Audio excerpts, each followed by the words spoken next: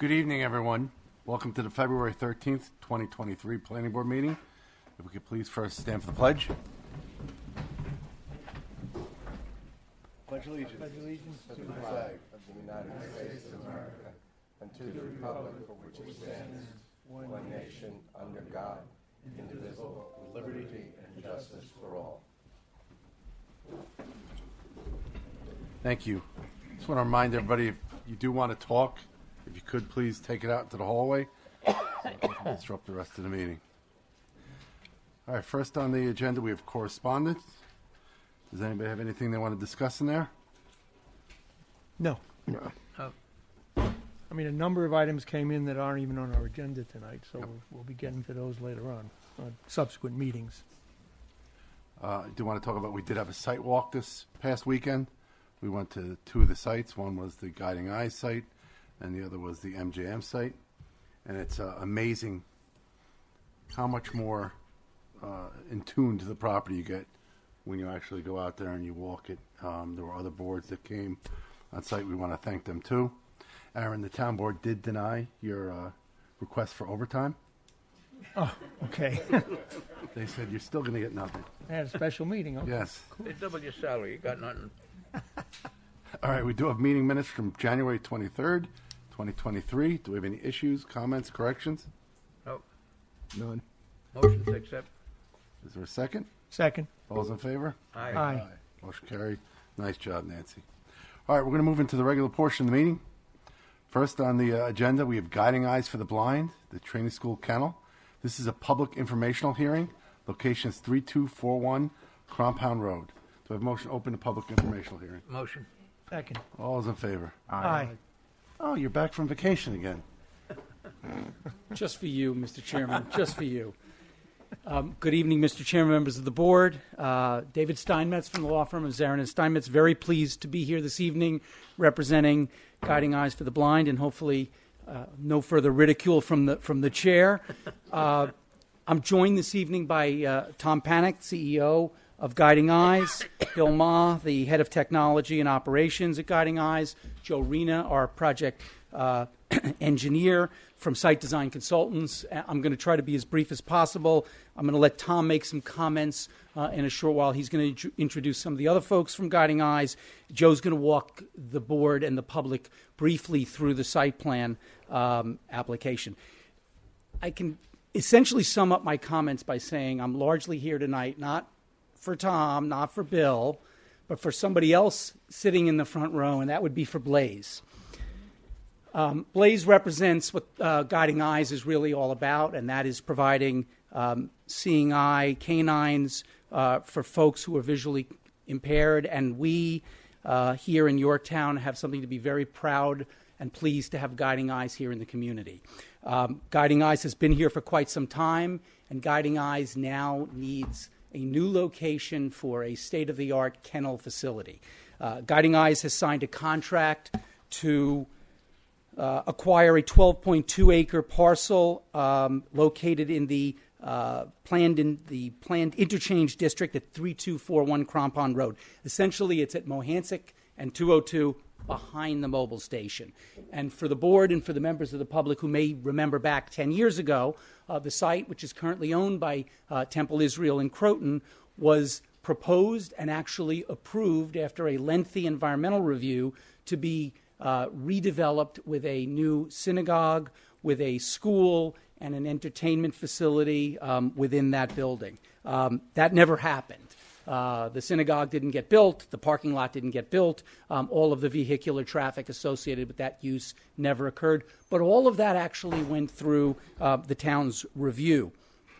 We're here because Guiding Eyes would like to take that site and use it to erect a new kennel facility for the Seeing Eye, the Guiding Eyes dogs. It would accommodate up to approximately 200 dogs. Some of you I know have already walked the site, and we're really glad you were out there. Many of you are quite familiar with the existing Guiding Eyes facility, and I think you've come to learn through this process that what's being proposed, while in many ways similar to Granite Springs, is literally decades further along in terms of advancement in technology, noise suppression, et cetera. Taking a step back, the site is in a zoning district that when Bill, Tom, and I started this process did not allow for kennels. So the first thing that Guiding Eyes did was propose a zoning text amendment to the town board, and the town board expeditiously and thoroughly reviewed the zoning request and adopted that zoning request to expressly allow, by special permit, kennels of this nature on that property. So that was the first phase of our application process. Now that the kennel is a lawful use on that property, Joe and I have filed a site plan application, and here we are in front of your board to process that. Joe, if you want to walk through the site plan, and then we can have Tom make some introductory comments about the rest of the team. And we're here, Mr. Chairman, obviously in connection with your requirement under Yorktown's code to have a public information hearing. This is the first of what would still be a subsequent formal public hearing under the New York State town law as well as the town's code. But we're here to introduce the application as efficiently and as thoroughly as possible. Thank you.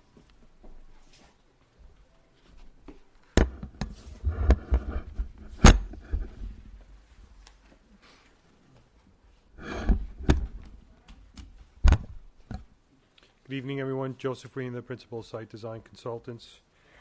Okay. So to bring you back to where the site is located, I'm going to give you a little flow-up view of the aerial. This is the Taconic Parkway, which runs north-south and is to the east of the site. Excuse me Across one from the second, site, Joe. yeah. Hey, guys. Dan, if you guys want to take it outside if you could. Thank you. Sorry. It's okay. North of the site is the Lowe's Center. This is Trader Joe's here. This is where Starbucks and the pizza place and AAA are. Old Crampon going off to the north here. And this is the storage site, and BJ's over to the left. This is the property right here. Everything to the west, the north, are commercial properties. You have residential properties to the south, which are accessed off of Carpenter Road, which is right here, and that borders the southern part of the southern property line of the site.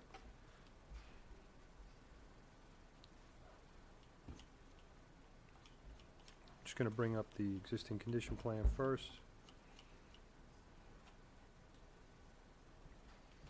Okay, so essentially the site right now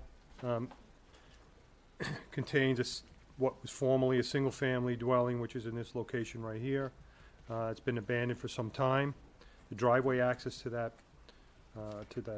residence is off of Mohansick Avenue, which is what we expect to use as our point of entry to the site for the project. So it's going to be in the same location. Other than the area around the existing residence, most of the site is wooded.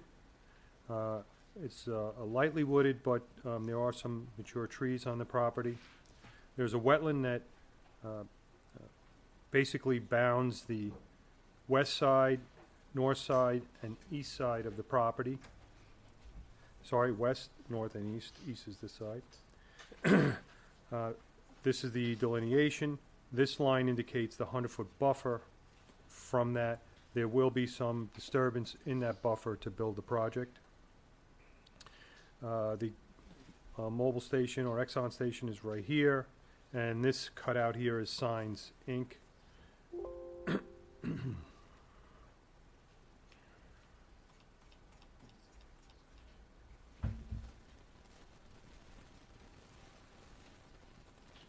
Additionally, on the site, this green area here is an area that has been designated by the DEC as a construction debris landfill, which we are in the process of doing a closure plan for that, which involves putting a permanent soil cap over that area, and that is being monitored and will continue to be monitored by the DEC. But that's part of it's a parallel process and application that we're dealing with Just a with the quick site plan. interjection on that. That landfill obviously is not something that Guiding Eyes placed there, nor is it something that Temple Israel placed there. I think the town records and history will reflect that that's probably been there for decades. This application would finally allow for that to be cleaned up. Thank you. Thank you. So the proposed application is to construct a building which will have a 30,000 square foot footprint. As I said, the main access drive is going to be at the same location and ride over the existing driveway. However, it's going to be a little wider than the existing driveway to allow for two-way traffic. To construct this, there's going to be a little bit of wetland disturbance, and there's an existing culvert that runs under the driveway now that we're going to replace with a larger culvert that's about 3 times the size of that one. So you come into the site. Visitors and some employees will bear left to the parking area, which is in front of the building here. This is the main entrance to the building. This location here is the veterinary hospital, and this entrance here will be a community entrance. If there's a community function or whatnot, that guests will be attending at the Guiding Eyes facility. As you branch to the right here, this will be a gated access only for employees. The rear parking area will be mainly for vans, the vans that you see around town that transport the handlers and the dogs that are in training. And as you make your way around, it takes you back out of a gated exit and back to the main parking lot. There's some parking shown here, which is banked parking. So altogether, we have 65 parking spaces shown between the front of the property, the front of the building and the rear of the building, plus another, I think, 26 spaces, which are banked parking on the hillside to the south. These extensions off the building are the kennels and the pods where each of the dogs will be separated out. Off of each kennel area, there are yard areas. These smaller areas here are yard areas for the dogs to go out and exercise or run around or do some training out there. And there's a larger area here, which is more of a common area, a little larger area. All this rear portion of the property is all fenced in from the gates all the way around. And there's fencing around the yard areas also. You'll see in some photographs, renderings that I'm going to show a little later on, that what those really are going to look like. So you've got 1, 2, 3, 4 areas that are going to be the housing for the dogs or the kennels. That's essentially what is going on the site.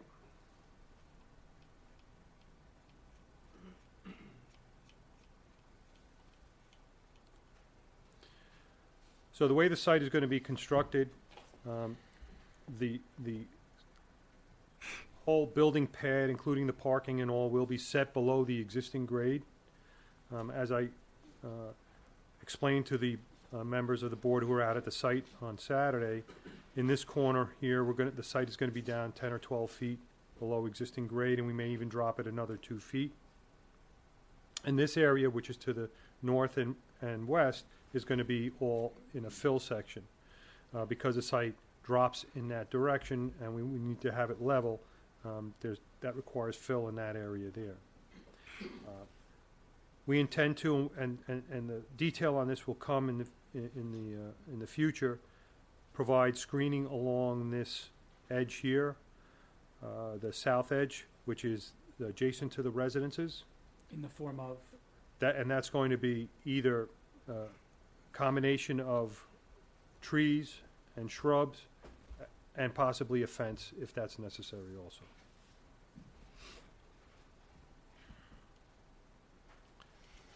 This is a blow-up view of the capping plan that we are working with the DEC with, and it shows the proposed grading and the extent of the fill that's going to be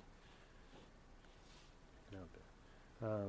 Additionally, we've provided our tree inventory and the listing of all the trees that are going to be saved and taken out. That's this, which is too small to to really see on this scale, but in the plan set you'll be able to follow that. Joe's going to read out each plant. Yeah, individually.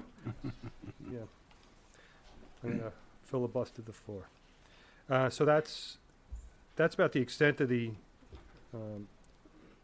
description of the site plan and what's going on in relation to building the pad and the building itself.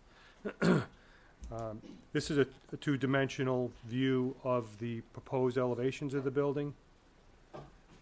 The lower one is the front, of course. The one above that is looking from the south towards the building.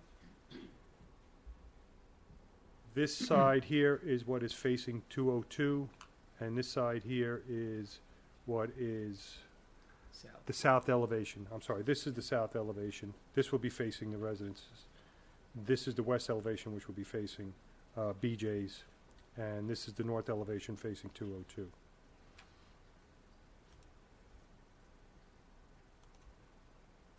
We also have some renderings.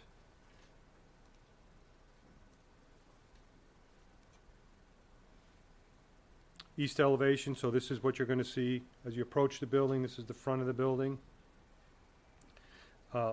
Looking from the southeast, which would be from the residential portion of the neighborhood. That's this area here, but this is the front of the building, but it's looking across from that top of that slope where I said we were maybe about 10, 12 feet high, looking in that direction.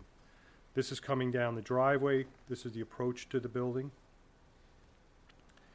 Again, this is the southeast, but this is more going around the side of the building as you head west on that side. Southwest, south. So this would be looking down, looking as if you're backwards towards BJ's, looking at the kennels on the south side. And again, this is north. This is the side that would be facing 202.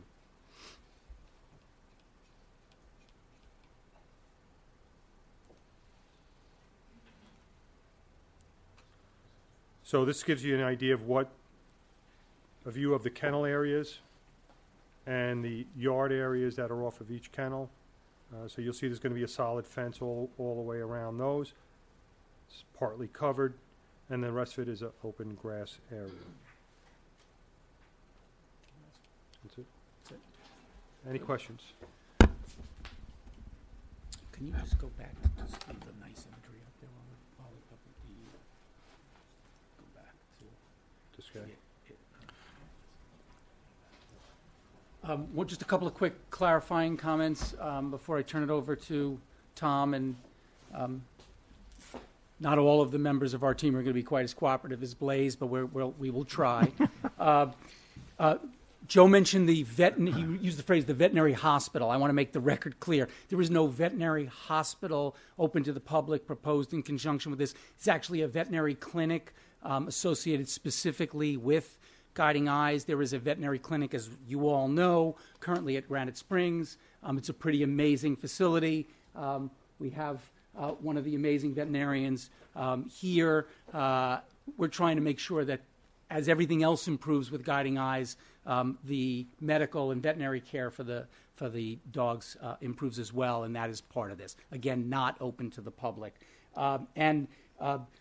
Joe used the phrase banked parking. I just want to make sure that the public understands we're not having parking for banks. That is actually land banked parking, meaning we're trying not to overpark the site. In fact, we're going to create a number of parking spaces that your town has the ability in the future to say, you know what, we think there needs to be more parking here, and you can always call for that parking to be constructed. However, what we're trying to do is minimize the impervious surface on the site, minimize the disturbance, and therefore to bank it or not actually construct it. And with that, if I can, Could I ask one question before we Please. move on? So the capping, yes, so that's inherited with the property. correct. Who's responsible for paying for that?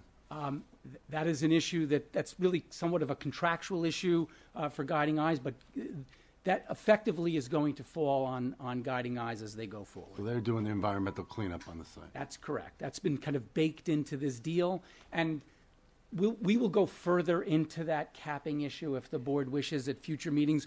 We specifically did not ask our environmental consultant to come. Tonight is more, again, public information meeting. It's more of a general meeting, and that issue, that's a specific issue between the applicant and the DEC. As you know, Mr. Chairman, the board doesn't even technically have jurisdiction over that, but we want to make sure you know exactly what we're doing because Tom, Bill, and the entire team are extremely pleased that, but for Guiding Eyes, the landfill, the dump that has been on that property for 50-plus years would remain sitting there, and it will be cleaned up as a result of this And application. there's an engineering approach to that, there were plans done. An extensive Right. engineering approach. This has been 6-8 months of back and forth with the DEC at this point, Bill? Yeah. We've been, I think before we even kicked off in front of the town board, we had first started the discussions with the DEC. We were in due diligence at the beginning of this contractual period where obviously Tom and Bill and the team did not want to continue to pursue this with me and with Joe if there wasn't a realistic and approvable way to deal with this. And Joe, the work that was done on 202, was the prior application, did that predate that work that was done there? Yeah, which work? All the work for the Lowe's, all the state work. Yeah, I don't know. I would assume that in the traffic analysis and all of the improvements at 202 that they took that future site, the Hebrew The Temple Israel. Congregational, the Temple Israel property as in those numbers. But when the original application was in years ago, Yes. Yeah. none of those improvements were done. Correct. So what Joe's Right. saying, and I think that was the correct answer, John and Robin would better respond. Our understanding is Temple Israel was approved, and then the Lowe's application was filed and processed. So all of the numbers associated with that temple, that synagogue, that school should have been baked into the intersectional analysis that was done by others in connection with Lowe's, John. Yes, that's correct. So the intersection more than adequately handles the 65 cars. There were going to be literally hundreds of vehicles associated with the movements for the synagogue, for the school, et cetera. When you referenced a moment ago the landfill, Yes, and you talk about cleaning it up, that's not really what's going on. I mean, whatever is on that site in that location is going to stay there, and you're taking some remedial measures to reduce the infiltration of water through there so that it prevents runoff of whatever's in there. Correct. So- Isn't that more Correct. accurate? Yes, correct. So, because of the extent and the depth of some of the debris that was found, the DEC determined the best course of action was to just cap it so that surface water does not penetrate the ground and wash down any potential pollutants. Although, as you observed when we were out there, there were monitoring wells out there, and up to date, no volatile chemicals were found in those wells up to date, but they continue to be monitored. So the process there is going to be to cap it with 2 feet of some type of 2 feet of soil material, and that will prevent surface water or rainwater from percolating down and pulling down anything into the groundwater aquifer. Will it also prevent anything from growing on top of it in the future? Well, it's part of the plan is that it needs to be maintained, so we don't want any trees growing on it. There's going to be a vegetated surface on it that's Okay. going to be cut, once or twice a year, just to make sure that you don't get any large growth vegetation. That would be part, Aaron, of the, as I'm sure you probably realize, of the RAWP, the Remedial Action Work Plan. I just want to have everything clearly out in the open. I should have as used the we go phrase forward. remediate rather than clean. You're right. Okay. It's a remediation supervised by the DEC. Joe, I just had a question. The test wells, who monitors those, and who gets the reports, and who The reviews DEC those? actually goes out. They do their own monitoring? Yeah. Okay. Thank you. So, without objection, Mr. Chairman, I'd like to just bring the mic over to Tom. Or Tom, you good? He has a job, we gotta put him to work every once in a while.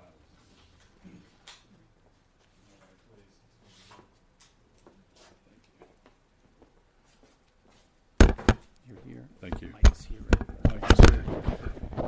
I'd like to, first of all, thank Mr. Chairman Fawn as well as the planning board members who had an opportunity to walk the property on Saturday. I was very impressed with the location, and obviously my team is excited to build a new doghouse for Blaze here. But before I get started with a couple of comments, I just wanted to recognize a few of the team members that work hard and diligently every day to make Guiding Eyes the organization that it is today. We've been around since 1956, and we have a couple of team members here. First of all, you all know we're an employer in Yorktown Heights, and we have our head of people, human resources, Janine Petro, who's also a 25-year Yorktown resident. Janine, please stand up and say hello. We also, some of you recognize her and her husband, Tom. We also have Ben Cawley, who's been a Yorktown resident now for 10 years. He heads up our graduate relations and missions area at Guiding Eyes and client experience. Ben, with his kids, lives in town as well, so welcome, Ben. And we also have our chief veterinary officer, the esteemed Dr. Beth Brunnick-Meyer, who's with us and cares for presently 160 dogs on campus in our Yorktown facility. Dr. B. Good. Yeah, if anyone has any questions directed to those areas, please feel free to reach out to the team. I'd also like to just add to the comments that Joe made that this is a very thoughtful approach. I think we've done our homework. I'm not an environmental expert, but I'm optimistic about our ability to maintain this property in the long term. Guiding Eyes has been around since 1956, and we continue to care deeply about the community. And we're grateful for all the volunteers in the community that volunteer to help us accomplish our mission. I'd also like to say that I had a little bit of homework assigned from the town board. I want to say that my homework assignments are complete. I had two things in particular that were asked of me. One was to make sure to go over to Signs Inc. and reconcile that they are on part of the parcel. So I did go say hi to Tim. And, you know, we do a lot of business with Signs Inc. For all of our logo or van material. Wanted to thank Tim for being an extremely great small business to work with. And I believe that we have a meeting of the minds on that issue. The other issue is the Duranko family, the original tenants of the house, the owners of the house, the brick house and the land, beautiful old brick house that now has come to its time. We did reach out to the Duranko family, to Joe Duranko, the great-great-grandson, and Bill, Ma, and I personally went out to the property and took a small piece of a memento that we're giving to the Duranko family. It's a brick from the step along with two legs that we provided, and we're gifting that to the Duranko family in memory of the home that we hope they'll see before it gets taken down. I'd like to thank you all again for considering this. I'd like to recognize that there are neighbors in the community. These are the most docile, quietest, best behaved dogs in the world. I'd be happy to address any questions directly or indirectly through my team, and thank you for your time. Thank you. Can I say something, guys? Tom, I want to thank you for, it's Sergio Esposito. How are you? I want to thank you for working with Signs Inc. and reconciling that, the issue with what was going on there. As you know, small businesses are very important to me, and you guys never wavered. You said you would, and you did, and I appreciate it.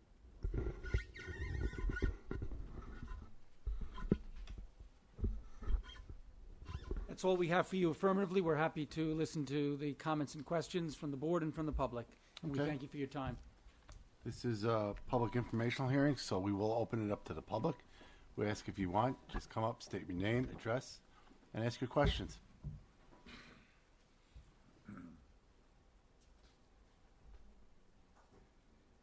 Anyone? How are you? Pretty good. Good evening. Darren Vajacki, 2473 Mohansick Avenue. I'm here tonight. I'm the southern neighbor in the residential district. So part of the Duranko family back also on that property. So there's two residential lots that are occupied at this point on the southern border.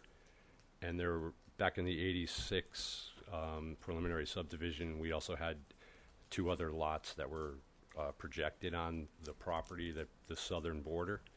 So I just wanted to make sure that the board was aware of that residential district to the south as Guiding Eyes also tonight. I just had my first discussion with a few people from Guiding Eyes, and I just wanted to make my point that Guiding Eyes is a great organization, totally for it, but I'd be missed if I didn't bring up the issue of just how much noise would be generated from the site being that close in the residential side.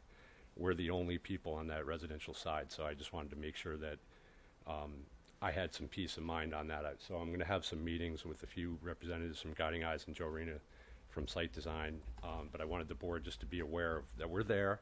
We're the only neighbors on that southern border. We are there, and we just want everybody to know that, be considerate of that as we move forward. Absolutely. All right, thank you. Thank you very much. Appreciate it. Joe, could you show us the residential sites? So that's these are the two homes right here, and those are the vacant lots. So they could be built upon eventually at some time. Yeah, I would assume so. I don't see any reason why that wouldn't be the case. Thank you. Anybody else from the public? No one. Any comments from the board at this time? I think it'd be a great asset to the town. I agree. It's a magnificent, and it's an asset to everybody, believe me. How long has the Guiding Eyes been in Yorktown? 56, 57? Since 1956. 1956. 56. And approximately, I'm not sure if you know this, how many people are employed at the... Total number of employees at any one time? The total for the organization is about 160. Oh, sorry. Total for the organization is 160, but at the Yorktown location, it's about 90 employees. Okay. And I think... How many are projected for this location? Same number approximately? Total number? 50. About 50. 50. Thank you. And I know we've talked about this in the field and at work sessions before, and as the resident, I forget his name, just stated, obviously one of the biggest concerns we're going to have is, obviously Blaze is a very loud dog, is noise, visual, Yes. lighting, the usual. I think a lot of this, at least in the traffic end, has probably been mitigated by the work done by the Lowe's Group or Breslin. I think the site walk really yielded a good visual. I know we probably saw you out there while we were doing our walk. I didn't want to jump in and interrupt you. Yeah, no problem. I know you have your time frame, so I laid off. No problem, but we could see you. No problem. Counselor, anything? Nothing from me. John? Nothing at this time. Members of the board? Yeah. Joe, I think one thing that might be helpful in addressing the neighbor's comment is to do a profile between the residents and the building to show how the site is set down some 10 or 12 feet so that he can see and we can see both site distance and perhaps the benefit of having the site lower to address the sound issues. Yeah, absolutely. We intended to do that as soon as Okay. we get the final elevation of the Okay. site. Okay. Engineering cross-section. Yes. And Yeah. I expect you'll do some sound analysis. Yes, and as I explained to Darren, and I apologize, I don't know how to pronounce your last name. Say it again. Vijacki. As I explained to Mr. Vijacki when we chatted briefly, the structure of the existing kennels at Granite Springs and the structure of what is proposed to be built here are dramatically different in terms of advances in technology and construction techniques over the last 50, 60 years. And one of the first things that Bill and I discussed when we first started on this project was noise mitigation was absolutely going to be a critical issue. It's self-evident. So we know it, we understand it, and as Joe said in his presentation, we fully intend to deal with the visual mitigation as well. Okay. Anything else from the board? Again, nothing from the public? We would ask that you close the public information hearing so that we can proceed with the application and come back and submit further information on the site plan and then ultimately do our mandatory public hearing. Absolutely. That being said, do we have a motion to close the public informational hearing? Motion. Second. All those in favor? Aye. Thank you very much. Thank you. Thank you.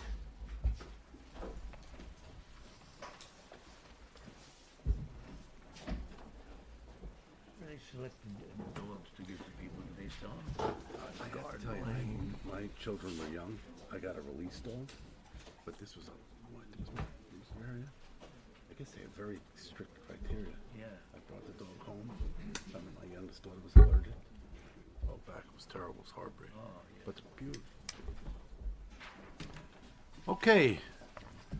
Next on the agenda, we have our second public informational hearing. This is for the Garden Lane development, formerly known as the Hoffman property. Location is on Old Crampon Road in Garden Lane. Do I have a motion to open the public informational hearing? Motion. Second. All those in favor? Aye. How you doing?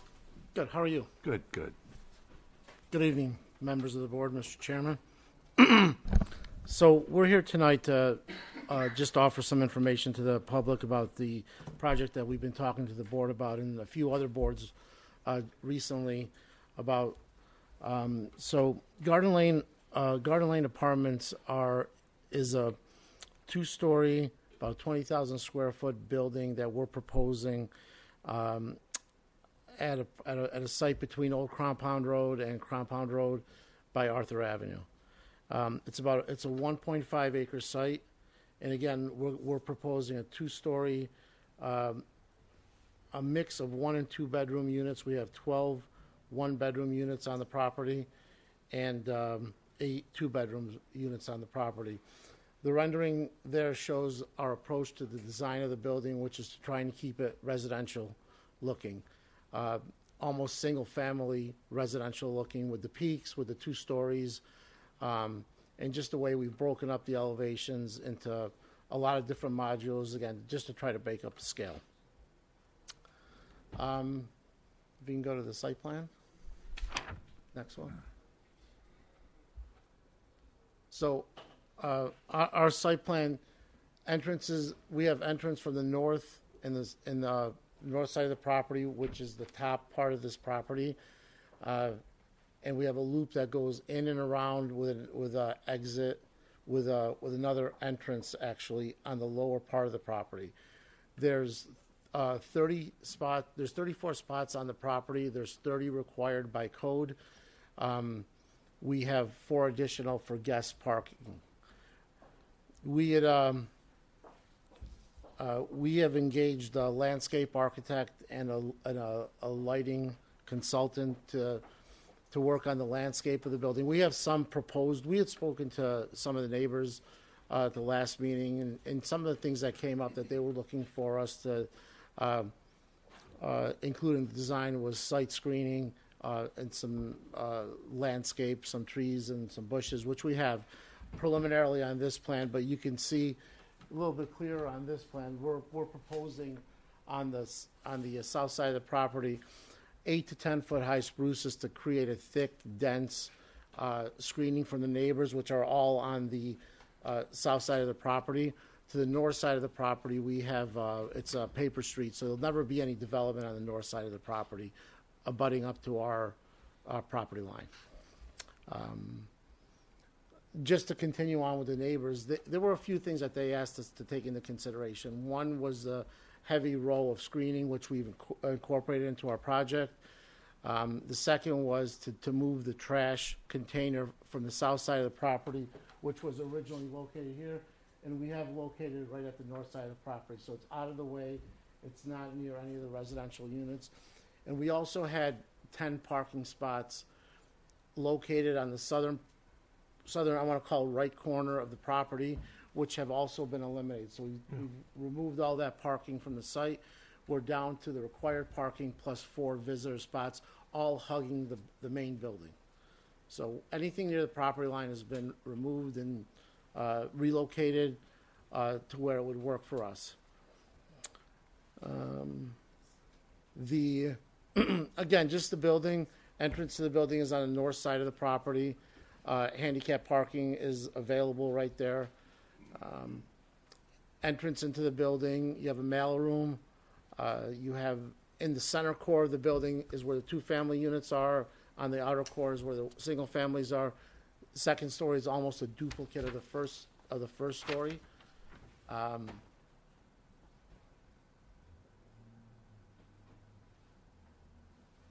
That's really it from an architectural standpoint. We went over the finishes and finish selections with the ARB. They were the other day. They were pretty satisfied with it. Again, using materials that you would normally see in a single-family residential construction. Tonight I also have Dan Collins from Hudson Engineering, and we also have James Garofolo, who we engaged. We haven't submitted the report yet, but we performed a traffic study and to see what kind of traffic impact sight lines coming in and out of the property were apparent at the site. So James is going to briefly talk about that. Dan's going to talk about the stormwater management approach and all the other site engineering issues that are normal for a property of this size. So Dan? Good evening, members of the board. Dan Collins, Hudson Engineering. Regarding the stormwater, regarding the stormwater, again, since we are in the DEP's watershed and this is kind of their domain, this is going to be designed for both the DEP and the DEC's stormwater requirements. So that would include water quality volume, runoff reduction volume, as well as controlling the storm events for the 1, 10, and 100-year storm events. So basically the runoff from the southern one-way entrance in, that portion of that, we have a trench drain that comes across. With that whole area is going to be brought into the front of the property, where it's going to be put into a subsurface exfiltration gallery. If you want to click down one more, yeah. There we go. Awesome. Thank you. So that's going to go into an exfiltration gallery in the front yard of the property. The majority of the roof is actually going to be piped around to a larger exfiltration system located along the northern front entrance of the site of the building. Both of those systems have been sized to fully store 100% of the 100-year storm event with full exfiltration into the ground with no overflows whatsoever. The remaining parking areas and a small portion of the roof is actually going to be conveyed some overland flow, and some of it's going to be captured and conveyed directly to what we have at the bottom of the slope is what they call as a focal point. It's basically a glorified rain garden. It's more engineered. It has a faster percolation rate, and it's a little bit more engineered. I have some pictures if you want to see it. Thank you. Makes it a little easier to visualize.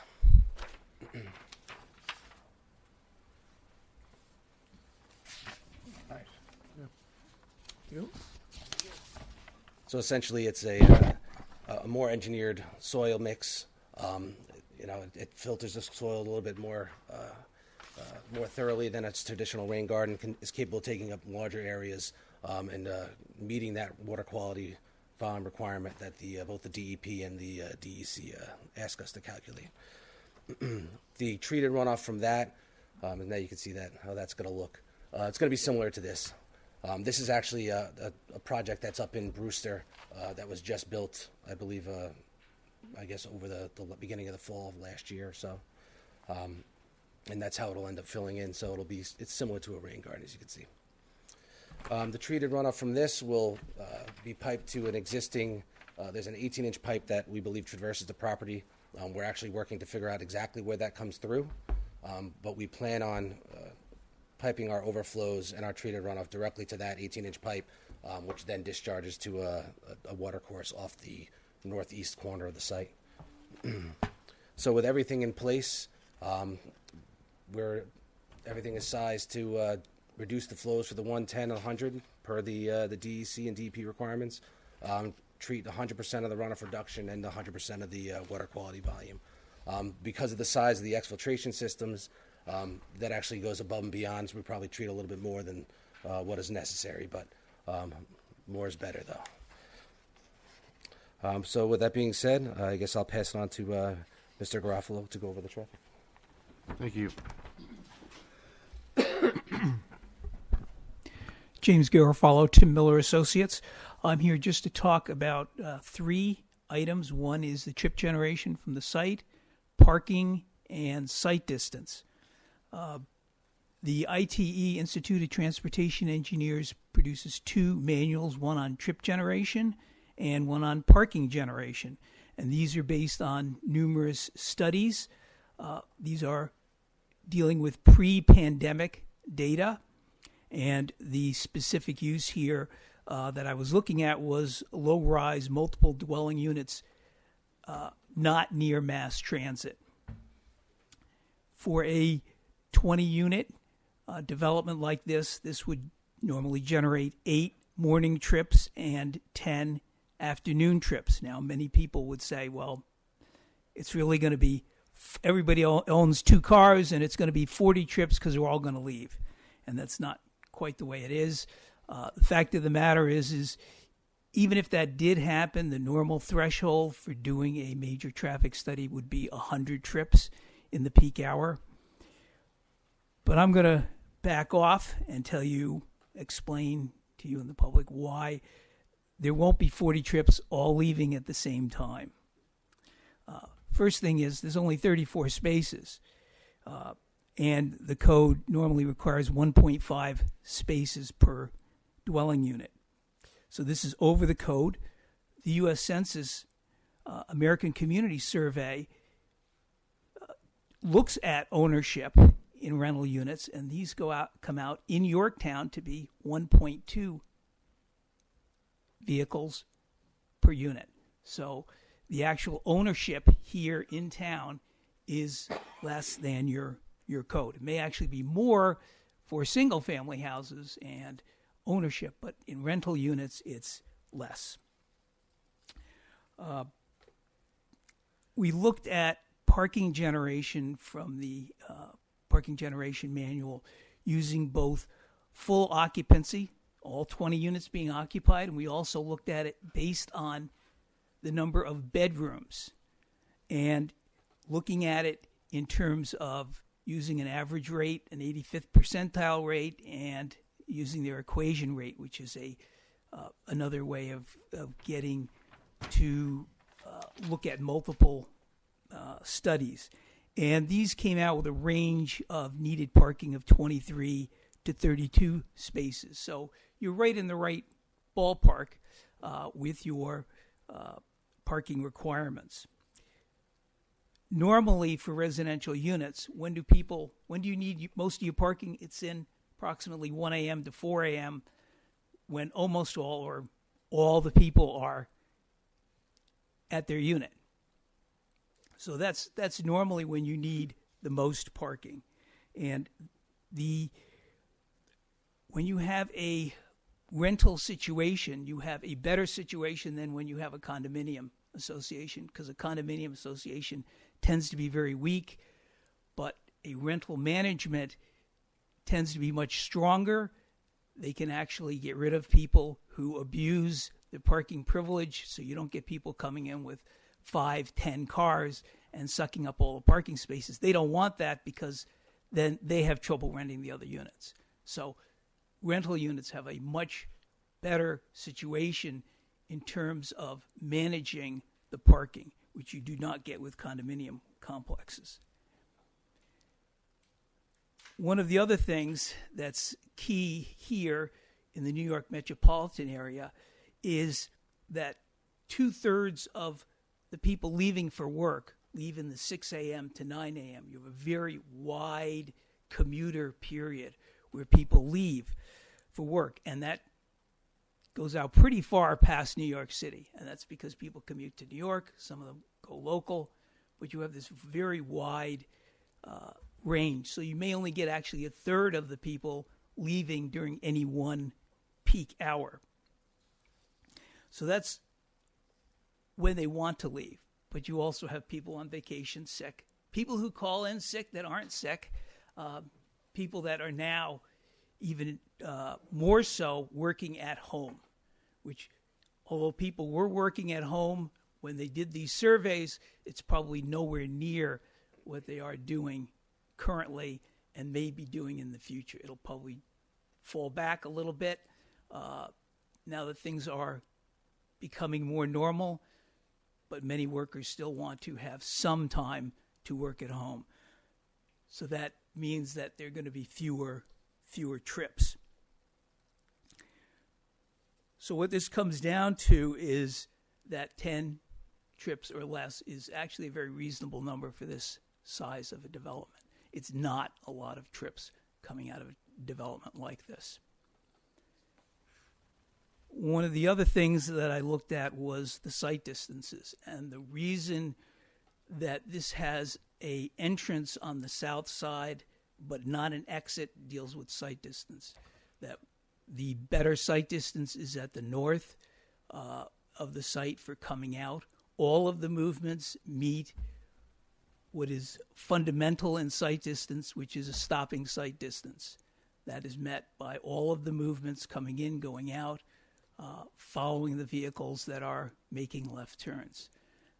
The intersection site distance coming out is not perfect. It is something that is a little bit more difficult to manage when you have a older road.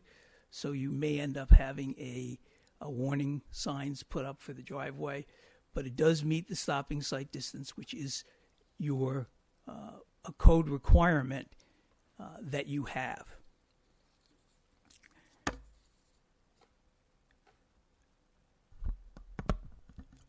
One of the things that I recommended that they do is by the southern entrance, what is going to be the southern entrance, there's a hedge there.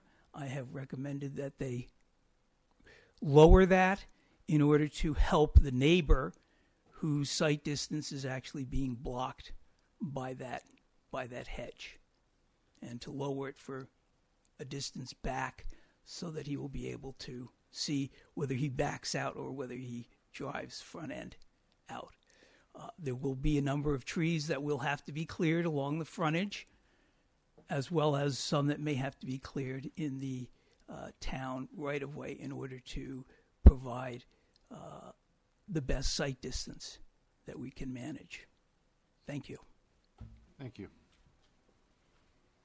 I also have 7 copies of letters dealing with these 2 topics. If you want me to, I can pass these out and get you more. Get them to Robin or John for the record. Okay. Thank you.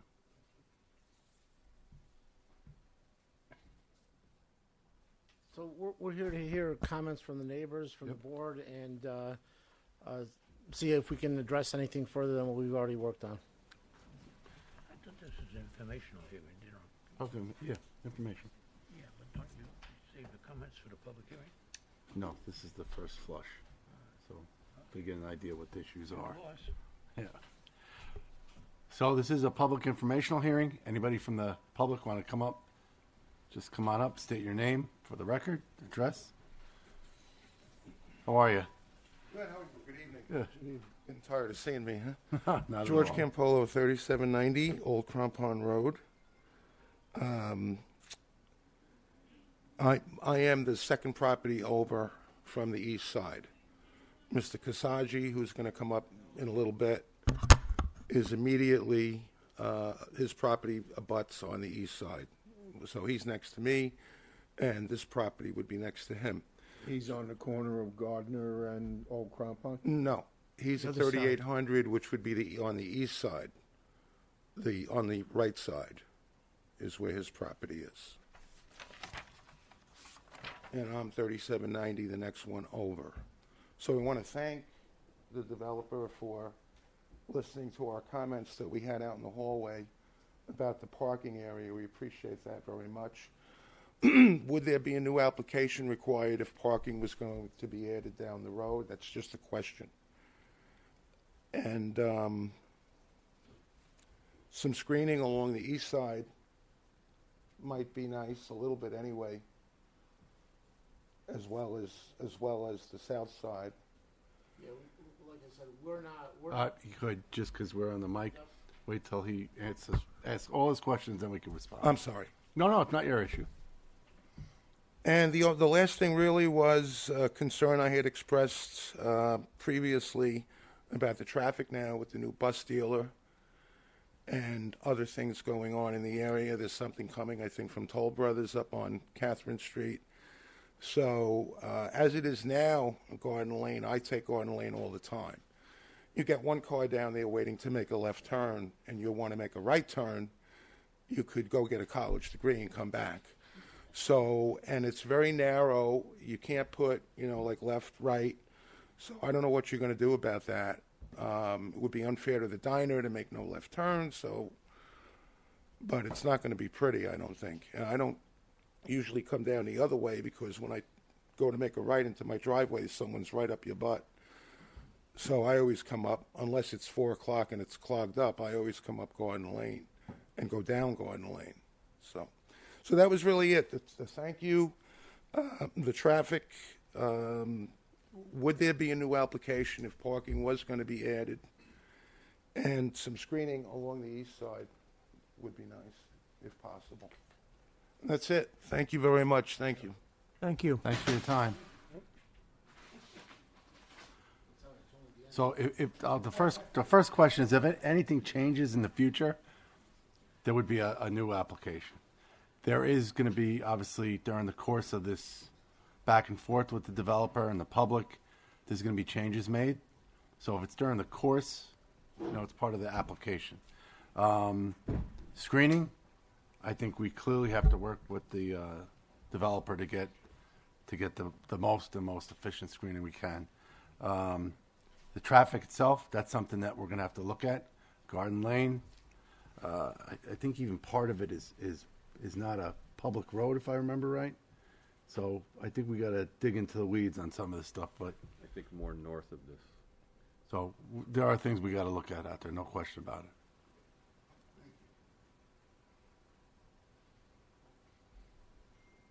You got anything you want to add? Sorry, I was just going to say, we are, like I mentioned earlier, we are in the process of engaging an engineer, a landscape architect, and we will address, all the proposed landscape that we're showing on this plan, and we'll take into consideration additional screening on the east side of the property. It's not a problem. Okay, thank you. Anyone else from the public? Hi, good evening, Susan Siegel. My question is really more to the board, I think, than the applicant. As you're aware, the 20-unit count that this plan is based on dates back to a 1990 resolution, a rezoning resolution. That was as of the rezoning to R3 was for 18 units with a density bonus for affordable housing for 2 units. In all the discussion so far, I haven't heard anything about the board requiring that those 2 bonus units, dating back to 1990, will definitely be set aside for affordable housing.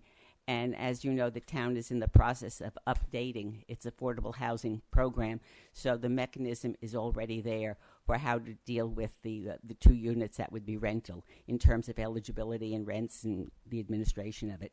So I just would like some confirmation from this board that as part of the once you get all the technical details, landscaping, traffic, and drainage worked out, and if you are inclined to approve this, and I do support the project in general, that you will have that condition that those 2 units go into the affordable housing program. Because that was the resolution, and that's what the 20 units are based on. Thank you. Thank you. Anybody else from the public? How are you? Good.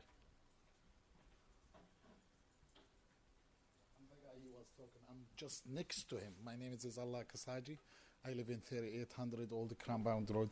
Hi, good evening. How are you? We have a problem before with the water company of the lighting and this, and they promise us with the screen, they promise with a lot of things, and they didn't done nothing.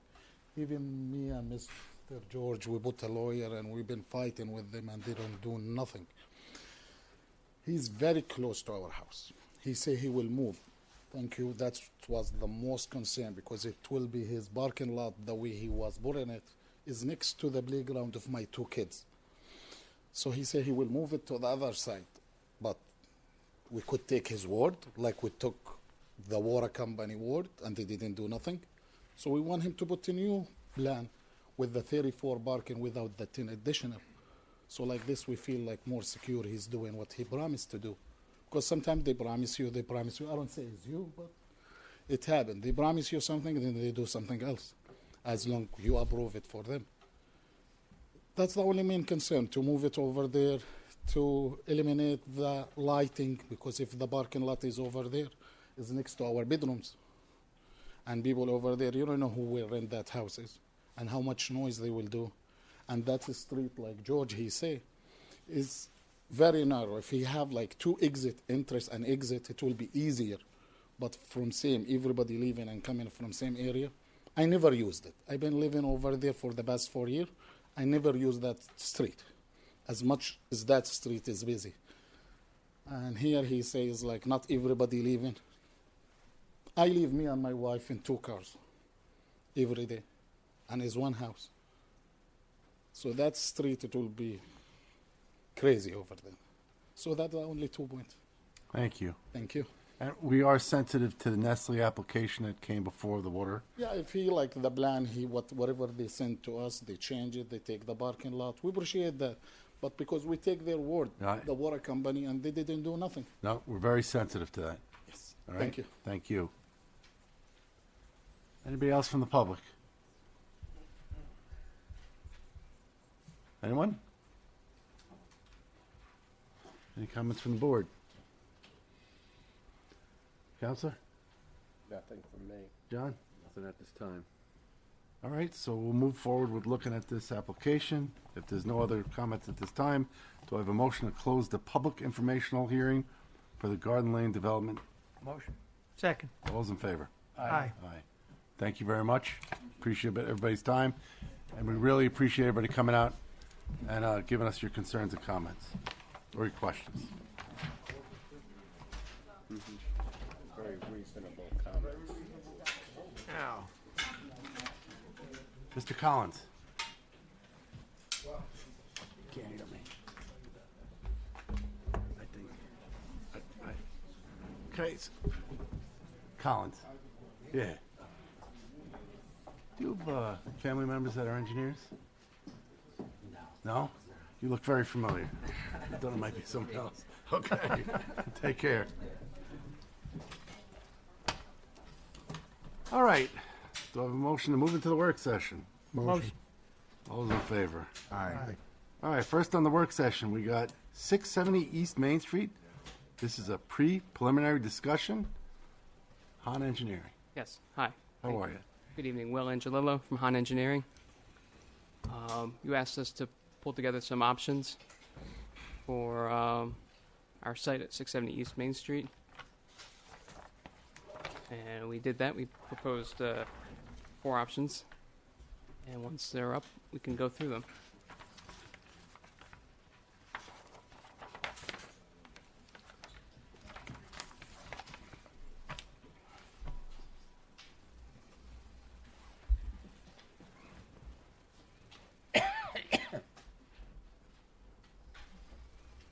All right, that looks like it. Does that say option 1 next to it?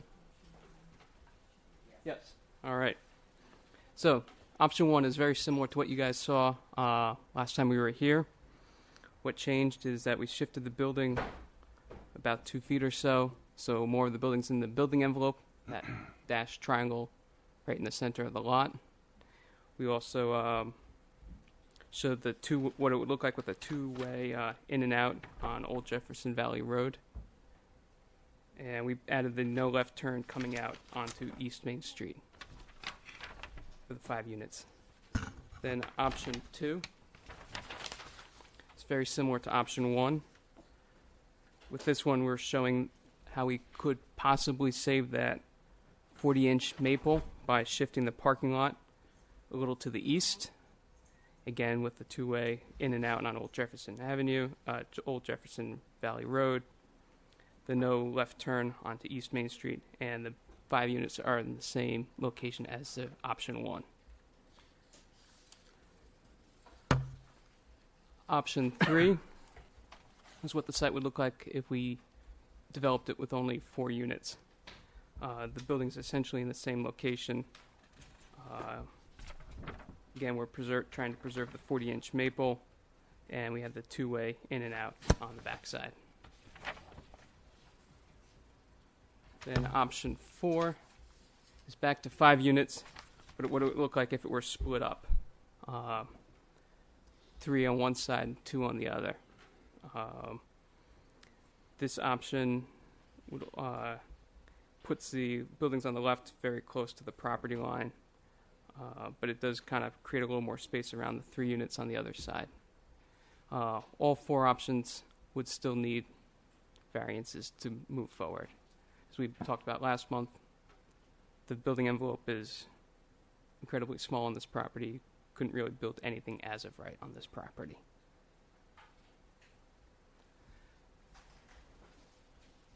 Any comments from the board? At first glance, I think they've responded to what we talked about last time. So I like the idea of saving the tree, which I think Billy had pointed out. Yeah. So I think Older that's than me on the property. maybe. No, I think it's an improvement. So I like the revised location of the entrance and exit off of East Main Street, and I like the idea that it's entrance and exit on Old Jefferson Valley Road. So I'm not quite sure how I feel about having 2 buildings versus 1 building. I'm seeing this for the first time, and I still haven't, since I first saw it. I think it creates open space around the units, and it's almost like the end units will have a side yard rather than a rear yard, which I don't know. Not much, Not much, but not much space at all. Yeah. Obviously, by putting all 5 units as one building, it's more economical to construct, Right. and it does create less disturbance across the site. I got to tell you, I like the 4th option with the 2 buildings. The problem is that second building with the 2 units is completely 100% a variance. Right, exactly. You know, and I don't know what the likelihood. What about 4? I mean, the 4 is clearly a smaller variance. You got a lot more open space. There's still a huge variance there. But, when you look at the existing building and the coverage out there and what the condition of the property, I don't know what else. Let me ask the developer, what would the developer prefer of the options? I mean, Obviously, you would prefer to construct 5 units. Okay, so- and prefer to construct it as one building. So I think, I'm leaning towards the 5 units.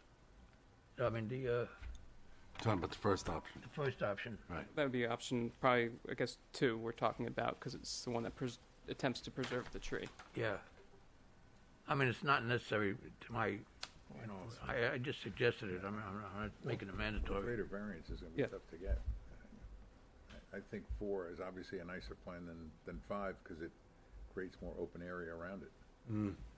Probably the most out of the 4 options. Right. To get for the percentage of variance. That's what because we're not the ones granting that variance. No.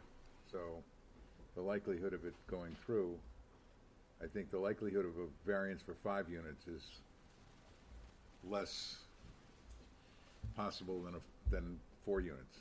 I think we all realize that. So if you're asking me as one member, the 4-unit plan in one building is what I would like to see with the parking lot with the entrance to the parking lot moved as you've done. Sure. Are these for sale or for rent? How do you intend to? Okay, so I like the 4-unit also. It gives you more space around the buildings. There's greater setbacks from the streets. It just doesn't feel like it's packed in there.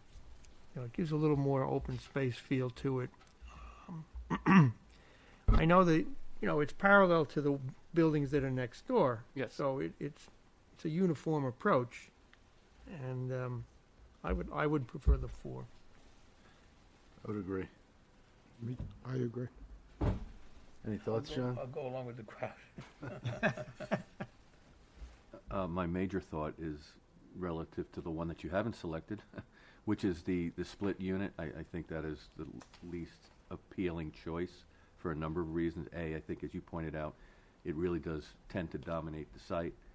Secondly, you're facing the rears of the units towards a major approach to that building, and I think you're much better off in the planning aspect for the betterment of the town and having the fronts of these buildings be the most visible aspect of it. So that was my major feeling. As far as the 5 to 4 units, clearly the 4 units afford you a little bit more space and breathing room around the units, and that's really the most appealing thing about it. I generally don't have a significant problem with the 5-unit plan myself, but I mean, I completely agree with what you're latching onto in terms of how the 4-unit has more appeal to it.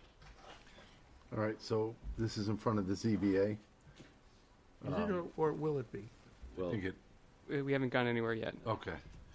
Typically, the best way for that to work is that when you get to a point where you feel you can move a layout forward, then you refer it to the zoning board for whatever variances are necessary per that plan, so that they know that you have had a positive reaction to whatever layout is referred to them. How far ahead do they get before going to the zoning board? How far ahead? I mean, so what else what do we point? need? I mean, well, there's like stormwater. There's things we're going to be looking at. Yeah. They're going to get into engineering detail. You don't want to get them too far ahead where, Right. they do a lot of work and then they go there. Right. and possibly- So you don't want to get to like an 85% constructible plan, but certainly you want to get to a point where you can be confident that the stormwater is able to be handled on the site in the appropriate manner. So I think there's some work that can be done before they get sent to the zoning board. Remember, the zoning board is, a 2-month process. It may sound like a lot, but it's really not. But so a little bit later in the process, probably, with some additional engineering on the selected layout to sort of prove out that it's certainly able to be constructed in the manner that we anticipate. Sure. So I think you heard from the board that, the 4-unit sounds like the most viable option. Okay. What I would strongly suggest is sit down with Dan, who was here earlier, and John and Robin, and start to work through the details of what they're going to need to see. So as we start to get more comfortable with this, you're ready to go in front of the zoning board. Sure. Make sense? Yep. Okay? Good? Good luck. Okay. Great. Thank you. Thanks.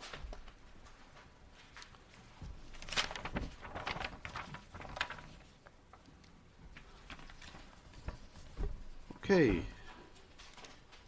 Next on the agenda, we have SDML Realty LLC. This is a discussion of site plan and special use permit. Location is 3735 Compound Road. How are you? Good evening. Still- Ruben Buck, still- Engineering Properties. Still no coffee. Still no coffee. We're saving it for the public hearing. I just wanted to get that out there, So we did get tonight late breaking from the Abaca. I don't know if you've seen that yet. Yes, we did. And the next one is it. All right, you're on. Sure. So since our last appearance before the board, we just included a little bit more detail of the site plan, including some additional signage where the two drive-through lanes merge, including hours for deliveries on the site plan for both donut delivery, garbage pickup. and the 18-wheeler delivery. Both myself and the applicant had a productive Zoom conversation with John and Robin prior to tonight to discuss kind of the details of landscaping and lighting, signage, the dumpster enclosure. Robin was kind enough to pass along helpful information on both the pylon sign and dumpster enclosure, which we went over with the Architectural Review Board. In general, they were happy with the sign and dumpster enclosure, the landscaping plan and the lighting plan we prepared. There's some additional details we're still working on. We tend to revise the plan and the details as necessary to submit back to them for their review. In terms of sound, as I know in our informational public hearing, that was one of the major comments we received from the neighbors. The applicant did hire a sound consultant, Sarah Mee Consultants, who conducted a 24-hour sound study on site. We were hoping that their report would be finalized before tonight so that the board had time to review it. We actually got it this afternoon.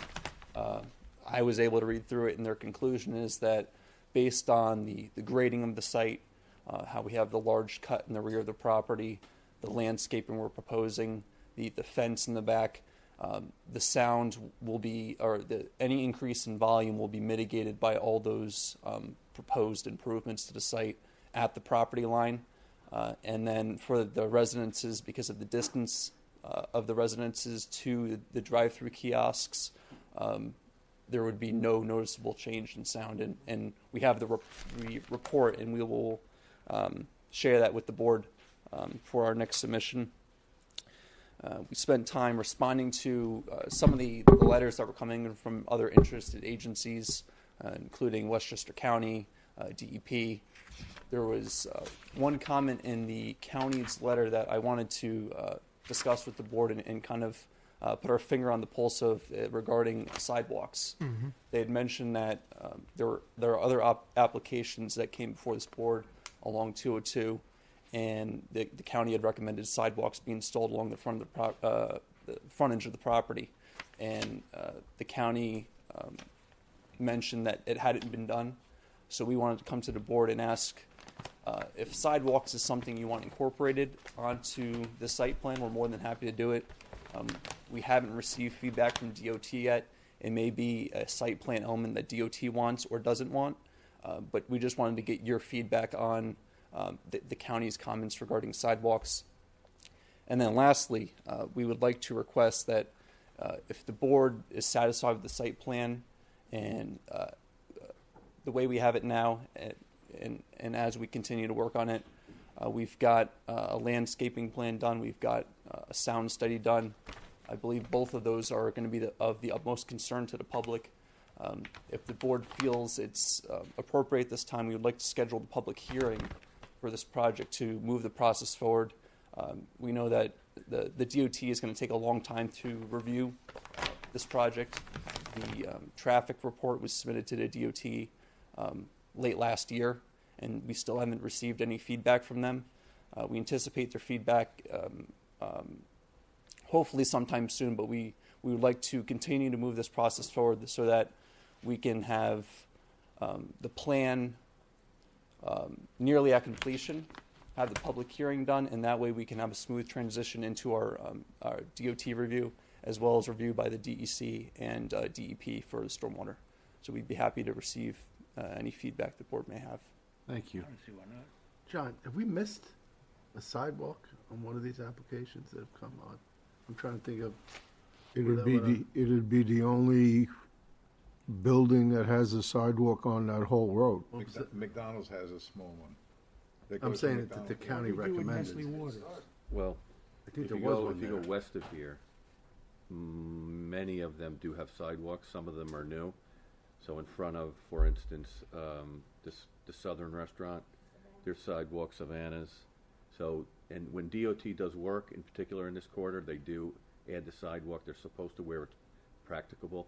So I think it's something to consider. Will it connect yet? It may not. To the east, I think we missed what we didn't do on a Taco Bell. but I think you can connect from here to the west, certainly, so.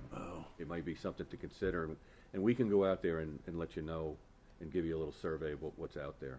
Yeah, I mean, when I drive on Lexington a lot and I see the Zapico property, which is very beautiful property, and they've got the fence and the sidewalk in front, which hopefully at some point will connect to something, but it is, Yeah.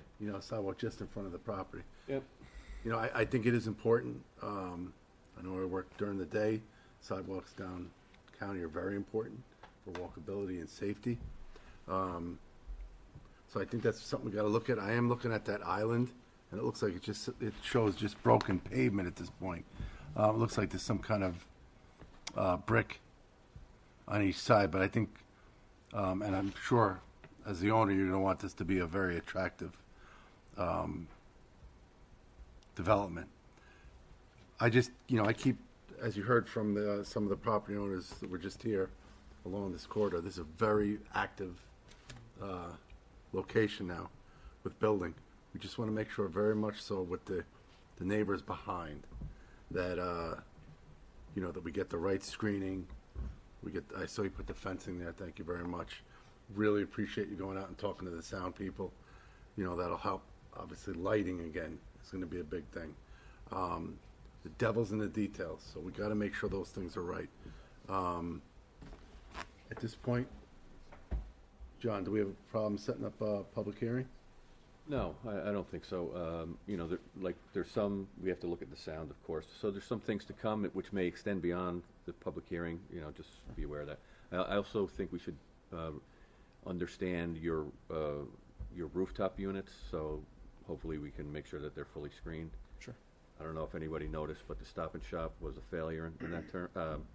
The Trader Joe's was a failure in that. There's a big rooftop unit that you can see from everywhere. So, even though we were told that you wouldn't see it. So I just want to make sure that we get some parapets embedded in the architectural scheme that will help make sure we don't have to see too much of those at least. Yeah, I don't think there's anybody that doesn't want to see a Dunkin' Donuts in the area. Yeah. The use is obviously very appreciated. We've got to make sure it's right. And you guys really, I think we want to say, as a board, appreciate, everything we've asked. You guys have really gone out, taken to heart, and dug into the details. We just got to make sure we take it to that line. And again, I think as one member of the board, my biggest concern is the residents around there, behind you. Absolutely. All right. And we hope that the landscaping plan we prepared and the sound report, obviously they've got a lot more knowledge, the consultant that we've retained than myself, and we anticipate having someone from their firm, the traffic engineer, all here at the night of the public hearing to field questions from the public, just so that we can assure them that we are keeping their best interest in mind and want to be good neighbors. And I'm not knocking any professional engineer, but I do see it's stamped by an engineer. Has a landscape professional looked at it? Yes, okay. Yes. We can include his signature on the plan. Right. We just recently incorporated their firm into ours. Okay. So we've got an in-house architect. All right. Thank you very much. Anything else from the board? No. John? So on the sidewalk issue, we're Yeah. going to hold it open for a moment? Yeah, we'll let John go out with Robin and Okay. take a look, see Okay. where we can connect and what we could do. Sure. All right. Counselor, anything? Nothing from me. All right, so Robin, when can we get public hearings? March? Okay? Trust. So between now and then, the sound study, the lighting, think about those residents behind, the questions they're going to come in and ask, because you've heard it already. That's what you got to really dig into the weeds on. All right? Will do. Thank you very much. Have a good night. All right. Take care.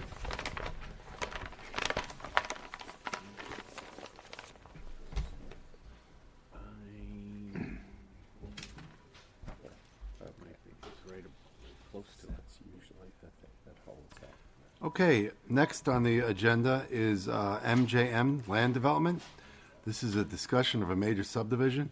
Locations 3232 Gomer Street.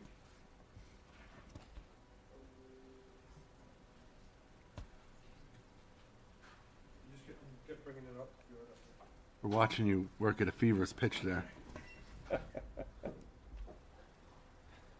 And again, the board did have the opportunity this weekend to walk the site. I think it was very helpful to see what's actually going on out there. How are you? Okay, good. Good to see you again. Good to see you. So, we had a nice site walk on Saturday. We had good weather.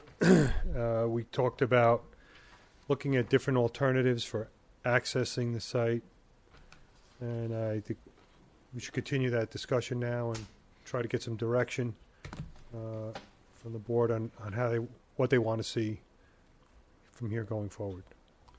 You know, the one concern I had was the wet area in the middle. Mhm. You know, I think that was, and I think you even said it the last time you were out there, you were able to walk through it. This time, not so much. And we did walk all the way to the end where the town had done that drainage work. Correct. And it looks like there might be the possibility to work with maybe the landowner to the right, Mhm. that house. You know, I almost think that the two approaches would be a better option than going through the middle. That being said, open it up to the board. In considering going in through Gomer Street, as opposed to coming north off of London, is I think the proximity to the London Road intersection was mentioned. Is that, you foresee a problem if we were to maintain the access off Gomer? No, I don't think that's going to be an issue. It looks, looking from here, it's at least it'll be at least 300 feet between the two intersections. It would actually be a little bit closer to the next intersection to the north, but I think it's like smack dab in the middle, probably 300 feet in either direction. Either way, okay. Yeah. And the So cordial, that's not an issue. And coming into the other half on Cordial Road would mean we could skip going through the wetlands altogether. That's right. If we talked came about in that way, we could do that. Correct. How difficult is that? Well, Yes. well, it's all about that pinch point of 40 feet there, and if we could negotiate something with one of those property owners where we can gain that 10 feet, that opens that possibility up all the way to have two cul-de-sacs, one coming in off of Cordial with the 6 lots, and then one coming off of Gomery with the 7 lots. You know, when we walked at the end there, I didn't see the heavy wetland that you saw in the middle. That middle area was really, a very active wetland from what we saw during the winter. The other end, there's a drainage channel. It's a created area from the stormwater. But it's probably been doing that. It was one pipe, town added another. Right. I just think the split would be. I think the split's preferable, more impact, not less only impact. because it eases the burden on the homeowners to the south, but it also avoids the wetlands crossing in the middle, if we could do that. Speaking of which, I think your lot number 7 Yes. looks a little tight for that particular house. Yeah, we, as stated in my initial presentation and on Saturday, that one would require with this scheme. Yeah. That would require some buffer disturbance for a yard. So that would be, but if we're coming in off of Gomer, that Could whole move it. configuration is going to change there, and there may be a possibility. I'm not saying. There's but some options, there's some, perhaps. it opens things up a little more. Okay. Joe, you ruled out London Road? There seems to be, I'm not ruling it out, but there seems to be a consensus from our site walk that that's not a desirable option. But if we can discuss that right yeah, now. Right.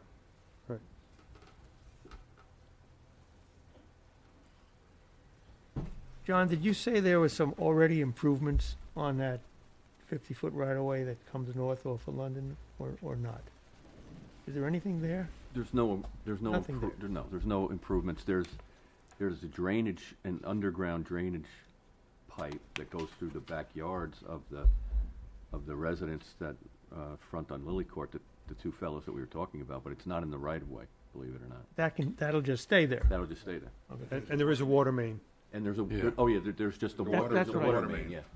Water main coming up Yeah. onto the. Right okay. up to the property. Yeah. And that can supply the site?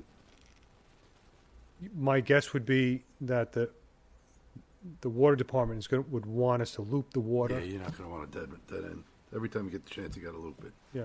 Yeah. They're probably gonna want us to loop the water. So, Aside from that, though, I mean, that would be the source, and then whatever you have to do. well, there in Gomer Street and Okay. Cordial. Okay. So you're gonna be going through the wetland for the purpose of looping that I get it. line, Yeah. but not the road necessarily. Okay. Joe, is there any possibility of bringing an entrance in off of Lily Court? Well, for Lily, no, because that is owned by the HOA. Well, I'll take that back.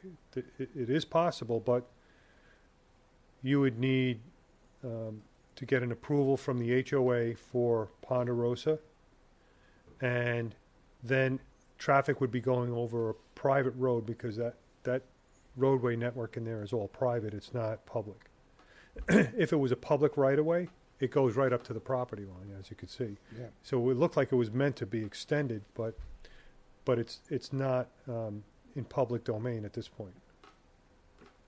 Because the only thing, to do, if you really want it, you have to condemn it, right? Or work a deal. Yeah. Well, It's really because we've had some words with some property owners on the other one, and this would eliminate the problem with those property Yeah. owners. I think, Joe, anytime you could throw traffic on London Road or off Gomer Street, because Gomer Street, is heavily trafficked, and it's heavily trafficked all the time. So, if I was the property owner, I would think a London Road, half the traffic on London Road would alleviate a lot of problems. Because if you're gonna use Gomer as the main, you've got a lot of lives and vets and, understood. so. I just think we gotta look at some other options, Joe. Sure. So let's talk about what options you want me to come back with. Something off of Cordial and Gomer, two dead ends. Something coming in off of London through that right of way and heading towards Gomer, but not going across the wetlands. Is that what we talked about? Yeah.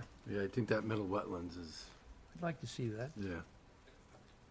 I don't disagree with that. I just think that, as we talked about when we were out on the site, when you stand at the intersection of the proposed connection from London, it seems that there's very little impact to the wetlands if we were to go towards Gomer, rather than going Correct. the other way. So Correct. what I'm suggesting is not that you not look at the access off Gomer, but let's look at how much of the wetland is going to be disturbed by coming in off of London and just going left, not going right. Yep, Because it correct. looks to me like it's very minimal. You're right on the edge of the wetland. Right. So to me, I'd rather see the traffic come off of London than come off of Gomer, because there's more traffic on Gomer. And I think the impact to the wetlands is minimal if we just go to the left. Okay. And then let's explore the other option to come in the other way off of Cordial. And I keep thinking that if you were to do a lot line adjustment between property owners, you can come up with that 50-foot right-of-way. Yeah, I mean, that's the approach that we're going to have. That's our only approach is to negotiate something with a property owner. And we'll be glad to do that as long as we don't get held hostage by, for the purpose of getting the road in. Yeah, it seems like you've got two property owners you could deal with. Yeah. And either one of them could solve that problem. Absolutely. We only need a small sliver. Right. You need 5 foot, right, on each side? Or 10 on either side. Or 10, yeah. Yeah. Or 10 on one side. Or 10 on one side, right. So then, let's explore that. Okay. Is condemnation a possibility if he comes to a dead end from the Yeah, two it's properties? always a possibility. It's a question of It is very whether minimal. the town wants to pursue it. Right. I mean, that would be my last resort. last resort to make somebody realize that this is a benefit that we're trying to achieve, and it's really not. You're not asking them to give up anything. You're asking them to exchange land for land. Right. They're gonna net out the same way, either way, either one of those property owners. But if they become difficult, then Yeah. I'm just looking, do we have that option? Okay. So I'm I'd going to rather see that than to go through the wetland for that connection. Okay, so I'm going to do two options. One coming in off of Cordial and Gomer with two dead-end cul-de-sacs, and then another option coming in off of Cordial, and then this one coming in off of London and making the left. Making the left. Right. Okay. And I'd like to know the area of the wetland that's impacted by Yeah, doing of course. Yeah. Any All right. thoughts, John? Joe, you can't do London and Goma? Well, that's what's in front of us. I'm going to do both. Yeah. Yeah, London yeah. and No, Gomer, I'm going to yeah. do one, each Sure, alternative. that'd be Yeah. more viable, I think. I'm looking at it from the developer's point of view too. I mean, he's gonna have a more attractive project if he does the two ways. Oh, absolutely. My thought is that once Joe comes back with the next couple of alternatives, that if it appears that the lots are, difficult to shoehorn in whatever way to get the layout, appropriate layout, that you consider using flexibility standards to sort of facilitate that. So that the lots have a backyard, that rather than Okay. adhering to lot width particularly, or too strictly, that you go that route. Right. So similar to what we did, a feather bed or fieldstone manor. Right? Okay. All right. All right, good. Thank you Thanks. very much. Thank you. All right, good night. Thank you, guys. Appreciate your time this weekend. You too. Okay, next on the agenda, we have the IBM. No, this is no work session. It's all right, no problem. Generally, things in the regular portion of the meeting, where there's a public hearing, a discussion. How are you? So next, we have the IBM battery energy storage. This is a discussion of site plan and special use permit. Locations 1101 Kitchewan Road. How are you? I'm doing good, thanks. My name is Dennis Fair, and I am a project developer with PowerFlex. I'm the person who started the project some 3-4 years ago. Hi, Joe. And this is round 2 and 3 of it, I guess, since we're doing both the battery portion and the EV tonight. And let me just make sure I get on your system here so you can see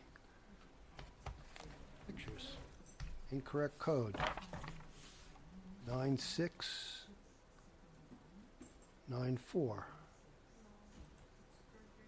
Doesn't like my code. That's why. 3328. Okay. Thank you. Hit start, I guess.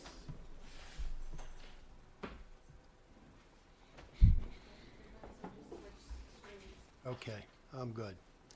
All right, so just as an overview, you're not seeing my screen. Select which screen you want. Whatever you want to display. Yeah, so my screen's up right now on mine. So you can't see my screen. I'll hit resume again. Maybe that's starting. Let's see. There you go. There you go. Okay, sorry about that. So just to start off, it's obviously IBM Watson Research Center. The carport is about half built now, so that's under construction, and that's being done in phases across the lot, so we don't tie up the whole parking lot for a long period of time. But the battery system will be right here where the blue is, and it's behind what's called the salt barn in the rear parking lot of IBM. So it's furthest away from everything that we could possibly get to. I'm going to show you photos from entering into the lot there, from down at Pines Bridge Road, and also from the neighbor's viewpoint from the closest neighbor over here towards the property. And I think I'll just start by showing you what the site plan there is. So the salt barn is right here, and the battery system will be tucked away over here behind it. So just to give you a sense of how this is. So that's looking at the salt barn as you're entering the rear lot from the main IBM property. And that would have been site 1 there, looking from site 2 from down on Pinesbridge Road there. That's looking up at it. The salt barn would be there. You see my cursor? Yeah. So it's quite a distance. You could hardly see it even in the fall. And again, the third view looking from the neighbors towards it, that back lot there is where IBM keeps their snow plowing equipment and other construction vehicles. And right now, it's also an area for an equipment storage back there for the construction project. This is the site itself. This is behind the salt barn, and you'll see the salt barn right over there. This is another view of it looking up at the salt barn. So the battery system will actually be lower than the upper parking lot. It's down beneath it there. So it won't be visible from anywhere up on the upper road or from Pinesbridge Road, as I said there. This is, again, looking at that site with the salt barn there from the top. Usually those trucks are going to be in the way blocking it, but even when they're not, you wouldn't be able to see it. And again, this is another view from down below on IBM's lower property. So you're well on IBM's property there, but that's about where that is. This is what the unit looks like itself. There'll actually be 6 of these stacked side by side. The entire fenced-in area would be about 75 feet long by about 24 feet wide. The batteries would be about 30 feet beyond the salt barn, and again, fenced in. We've done sound engineering studies which show that we'd have less than 10 decibels of sound at any property line. We'll test it again once it's built and verify everything that we've done. So we're doing everything possible to be a good neighbor in this and do it as best we can here in conjunction with IBM. That's what the footprint of the units will look like with the 6 stacked together. And then there's a series of transformers here, 2 that serve the batteries and 1 that serves all of the systems that operate the battery itself. The battery's function is basically to take the power from the solar array and firm it up so that it's firm, reliable power on the grid. It helps to improve the reliability of the local substation, which was identified as being highly stressed by Con Edison, and that's pretty much why the battery's being proposed there. So any questions about that before I move on to the EV portion of it? But that's the battery itself, where it's located. Again, it's, trying to get it as... I have a question. Sure, please do. What type of battery is it? It's a lithium iron phosphate, so it's, Okay. it's about the safest technology that's out there. We've deployed a lot of them in California, which has the highest standards. California's way ahead of New York. New York's catching up quick, but there's a whole lot more that's been done out there. Is there any containment around the, No, sir. There's a pad around it. There's a fence around it, but there's nothing that's going to leak out from fire it. suppression or anything like that? There's optional fire suppression systems, but being where it is out in the woods behind a salt Just barn. let it burn. Well, no, it's like you would never be able to stop a fire if a fire caught. You'd basically, slow it down, but eventually it would burn itself out. The units are designed to be self-contained should anything ever happen. There's a number of different safety features in it that would detect heat, smoke, any type of radiation would shut that down, and then it would automatically call the fire department, us, and it would set off all sorts of triggers. Thank you. It has its own backup power to it, so even if the grid goes down, the system shuts itself down and remains in a steady state there. Yeah. It will not operate if the grid shuts down, like it won't export power, because you want to make sure that nobody out on the grid is working on it is going to get hurt. Just speaking of the fire potential and so forth, probably need to do a safety plan? In other Oh, words, absolutely. what happens when the guys arrive on site, et cetera, et cetera, et cetera, so. We'll work with the fire department. You know, IBM wouldn't have anything less. Yeah. You know, they're far tougher than you guys are. They're, you know, I would say, Glad do to it hear the that. IBM way. Glad to hear that. Yeah, yeah. No, they're great partners to work with because they really do things right. You know, they hold you to a high standard, and that's how we should all be. So, just to give you a sense on these are the EV charging. So these are the fast units. There'll be 5 of these on the property, including 80 of the L2s or the you know, the lower speed chargers. They'll all be contained under the carport system, and they'll start going in as soon as we have, you know, approval here to do. I think we have approval already to do this. Yeah, this is Think just so, for right. So yeah, we're just wrapping up the design on the trenches with that now, but this is what the smaller unit. These will be attached to the carports themselves. So it's a great project, moving along nicely. Any questions? Love to get a site visit soon. Yeah. and Yeah, that'll be nice. I want to go up there. Yeah. Rudy's up there. We have a full-time guy up there. Okay. He's there every day, morning to close, and he's a local too. So you may know Rudy. Anybody have any issues, concerns? No. No. Great. Well, I thank you for your time, and sorry for the trouble getting started here. No problem. Right. And I'll stop in a second. Thank you. Thanks, Dennis. All right, next on the agenda, we have a town board referral. It is 930 East Main Street. It's a special use permit. It's located in lovely Shrub Oak.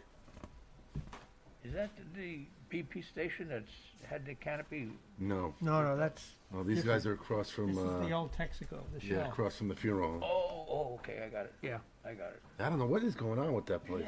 Yeah, they're taking forever. That's been like that for, I don't understand. What place? It's crazy. BP. on Route 6, it's got the tarps up, it's been, The one that the trucks were tearing the canopies With off. the overhang. Yeah, the overhang. I think they got through the other night from the town board, so they should be getting it done. what are they looking for?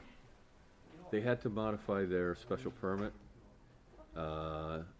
because their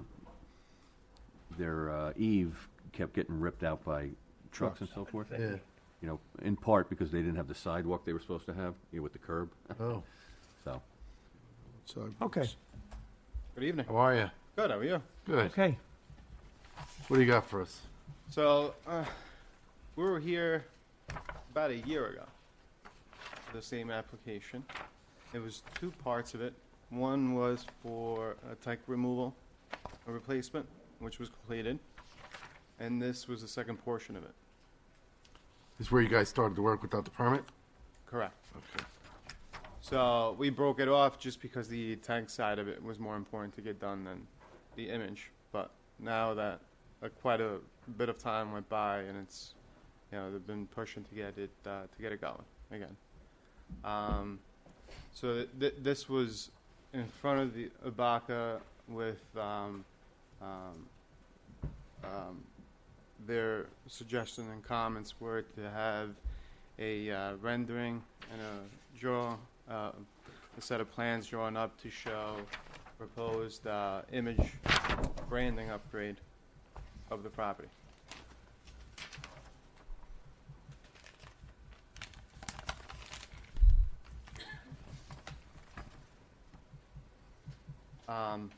So the first portion of it would be just the corner of the building, the right front corner of the building, is getting a ACM wrapping around the front entrance, wrapped to the right side of the building towards the back.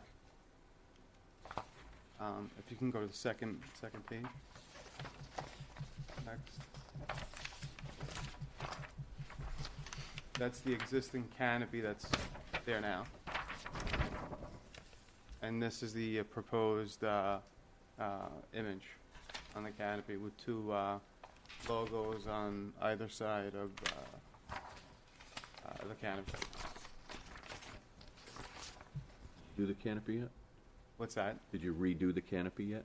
No, the canopy, the actual structure is staying in place. It's just the image and the fascia of the canopy, and It used to have a little, like, which it still does. It still That's, does. Yeah, that's what it looks like. Looks like right now. Right. It has a little facade, metal shingled roof. Yeah. And just a band that's painted in white, I believe. Yeah. So this doesn't seem like too much. However, when you look at the site plan, site plan in particular, the landscape plan. Yep. I think that has gone by the wayside over the years. When we last saw this, there was a couple of trees between Route 6 and the pavement that are Cut gone. down, yep. So there was an attempt in the original landscape plan with those trees and so forth to sort of screen and/or buffer a little bit the view of the back end of the property from Route 6. That is no longer there. So I think there's a landscaping that we have to go through some landscaping here. The other issue is an architectural one. By recollection, I recall that there was discussion, and I'm going back a number of years ago, about there was a cupola on top of the building. It's there. It's in back, right? Well, Well, I think that that down issue now. was resolved. Okay, it was. And It was removed and the old was put back in place, but I might be wrong. I haven't been. okay, so is it back up there? Or? I think it's behind the building. It's sitting on the floor behind the building. Yeah, yeah. And the actual cupola that was originally there went back up. I was confused. Something's there. Yeah. So Yeah, it looks like they started work, like they started a brick veneer on the bottom, and then it kind of went away. everything went. Yeah. Stopped. Yeah. This is my gas station, by the way. This is your place? No. All it's right. not. So this is between this and the one across the street, depending on which direction I'm going. This is in a very, very sensitive location. I know when the town board, your predecessors looked at the gas station across the street, they were very sensitive to the way it looked because you're entering Shrub Oak, right? Sure. The hamlet of Shrub Oak, the historic hamlet of Shrub Oak. And you got these two gas stations on each side. I think, as John said, it's a clean place, but I think the landscaping has gone south a little bit. I know they use a lot of plastic plants that are kind of Okay. Yeah. give it some color year round, but I think the site itself is something that's got to be looked at. I did notice there was some stuff on the DOT right away. I don't know if that's owned by or was put there by the property owner, but clearly, it's like a competition now between the two gas stations. Who's going to have the nicest place? Clearly, we want you to come up with the landscape plan, so this one is. Well, this would be part of revamping and bringing the site back up. I agree with John. The I think image alone. Yeah, I think seems to be that the run site down. needs some TLC. It's clearly over the years. Who cut those trees on Route 6? I don't know, but they've been cut since I think 2019. Because I don't think there was anything wrong with them that I recall. It didn't seem to be. They're kind of out in the middle of nowhere, and Yeah. clearly the DOT isn't going around cutting trees. I don't think so. Now this is what the rear of the property Yeah, we're talking on about. Route 6 Yeah, side. on Route 6 side, right? And okay. I could see why the property owner would want those trees gone, because as you're going by Yeah. Route 6, to see the gas station and pull off. Absolutely. Right. Unfortunately, I think whoever did it did cut trees on state right away, and I think it really is important to kind of screen the back of that. It's the front is obviously attractive, but I think you also want to enhance that back end. Yeah. I think again, I give a lot of credit to the town board with what they did with that last gas station, and I know John was involved in that because that really. So was he. Oh, I was it's involved. beautiful. That gas. Just the beginning. It really is great. I drove him crazy for A little for bit. about a year. Well, no Little bit, offense. not We bad. want to therapy. We want to see him drive you crazy on this one too. Yeah. Because This is a little bit more simpler though. well, again, depending on which way you're driving, Yeah. is which gas station you go to. Yeah. It's as simple as that. So as the entrance to that hamlet, I think this is a very, very important site. We have other gas stations in town that really need some help. This one could use some TLC. Yeah. By the way, I think the Cocoa Farms is a big success. It looks really good. Yeah. Oh, it's fantastic. Yeah, and we did a great job. You did. Layout and everything. You did. Well, all of us. Not. Yeah. No, it's Well, a very nice that's gas what we station. always say, you know, it's tough and it's painful, but Yeah, at the end, through the the project process. is better. Yeah. For all of the pain that Agree. we go through. Agreed. So what are we going to do with this one? I think you got to work with John. Yeah. On the details, and as love we working start with to see John. the details develop at some point when we feel Yeah, my comfortable, suggestion we'll get it is back to the board. that we send if you care to, memo to the town board requesting your opportunity to work on the landscaping plan, and then once you get it to a certain point, you know, forward it back over for their own review and approval. Okay. Yeah. See if they go for that. And the cupola on the And the ground cu- in the background, and the in cupola- the backyard. the just cupola, yeah. Stay or go. My recollection is everyone liked the cupola. Oh. They wanted to see the cupola. so. No, but the one on the building is okay, right? Well, I'm not sure, to tell you the truth, because I haven't been by. I thought it was all resolved. I'm not 100% sure. I think this started pre-COVID, right? Well, I know at one point they removed the old one, they put the new one back up, and then they were stopped in the process of putting it up, and then they took it back down because of a stop work order. It was just a little bit of a mix-up. So I'm not sure where that stands, but I thought I was under the impression it was all taken care of. I don't know. You know what's nice about this gas station, which is different than the other? When you're out there at night, they have the cigar lounge next door. Yeah, yeah. Oh, it smells so nice out there. All right, so let's Yeah. get that letter. We'll work with you to get the, Sure, yeah, you know, and I'll when I'm out there next, I'll take a look too. So I know there was a lot of work that was started and kind of got the brakes hit on it. Understood. Okay. Very good. Thank you very much. Thank The you. other place looks great. Thank you. Thank you. Thanks, Dan. Thank you. All right, next on the agenda, we have another town board referral. This is affordable housing. Keeping you guys busy. Proposed amendments to Chapter 300, Section 39A through F. Is this different than the last one that came around, or more to it? More Yeah, to it. More to it. So the last one that came around basically removed that date limit. Right. This one has other language in it that are fairly modest modifications that comport more closely with the model ordinance that the county has. So for things like the size of the units has changed, you know, like 2 bedrooms went from 8 to 750 as a minimum, things like that. So it's really very, very modest. I think there was some income adjustments. Income adjustments, things like that. So how does a house get into this program at this point? Or do they? They can, voluntarily. So they would go to, if they wanted to produce an affordable unit, say like Garden Lane, Right. for instance, they could go to the Yorktown Housing Commission and have them be the managers of those units. And they would do all of the monitoring, not management, but the monitoring of the how it's applied, you know, when it comes up for re-renting. They would do the marketing to the potential occupants. Okay. And the income certification. And the income certifications and all that, you know. What's going to happen with the governor's changes now that she's proposing or pushing? The 3% housing units of your. Yeah, all the everything that's coming down from Albany. How's that going to affect us? I don't think that's relative to affordable. I haven't read the whole thing. I've heard a little bit about it and heard her talk a little bit. But in terms of 3%, with what we have out there potential right now in terms of applications, we might carry it with those. So I think the 3%, a number that somebody threw out was about between 500 and 600 units. I don't know if it's that much. I haven't done that calculation myself. I don't even know what percentage of what number you're supposed to, you know, be going from. So, but it's probably somewhere in that neighborhood. You know, 300 to 600 units. So I mean, we have the 150 over here. You know, there's the 130 over at Toll Brothers. I mean, by the time you add up some of the things, 250 up on the contractor's register. By the time you add them together, I think we get there with not too much problem. Maybe not in the 3 years that she's looking for. But. Okay. I don't see any issues with this.